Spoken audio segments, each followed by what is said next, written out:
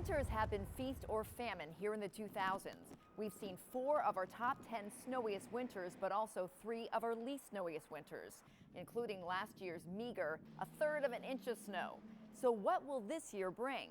So this year we're going to have a conversation about the winter season, and I brought in my colleague meteorologist Adam Joseph to help break it to snow lovers that this is not a pattern that supports much snow. Oh, you're putting a lot of weight on my shoulders bringing me in. And you would think right. with the power of 2 meteorologists here talking about winter weather, we would bring a lot of snow. Unfortunately, not the case, because the overall pattern this year is La Nina. What that does is it places a blocking ridge of high pressure that really gets stuck in the northern Pacific, and that pushes that southern moisture-rich jet stream, links it with the cold north jet stream, and as it pushes across the country, it is going to lock in a lot of that cold air much of the winter season in the northern plains, also into Canada. So what that means for our area, we get flooded with above average temperatures, and also with that jet stream well to the north, you can't get those big nor'easters to develop. You have to rely on smaller clipper type systems, so that means overall a pretty good lack of snow. Yeah, and as we take a look at the models, I mean, this is 8 different models, and typically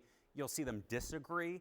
They're all agreeing. Take a look at the lower 48, all that red on the map, and the circled areas of the yellow, that's the mid-Atlantic, and that is where we see well above normal temperatures through much of the winter. And part of the reason why is that the polar vortex is forecast to be unusually strong. So with a strong polar vortex, it stays up across the North Pole. We can't tap into that true Arctic air. So this is what to expect going through the winter. The key points, that storm track well to our northwest, we're relying on those clipper, those nickel and dime type snowfall amounts that just drop a little bit at a time. Yeah, remember the jet stream I was telling you, that southern jet stream, it's way to the north, so we can't bring in that moisture rich air from the Gulf of Mexico or the Atlantic to bring our blockbuster nor'easters. Yes, it possibly could happen, but overall a low risk of it. And also those cold shots, they're not going to last long this year. They'll be in and they will be out. So what everybody wants to know, how much snow are we going to get? Well, we're forecasting less than 50% of average. Philadelphia, 9 to 12 inches of snow. And maybe as high as 1.5 feet the entire winter season for the Lehigh Valley, and at the shore, only 6 to 9 inches. So this year looking like another well below average year, and a disappointment for those who really want those big snowy winters.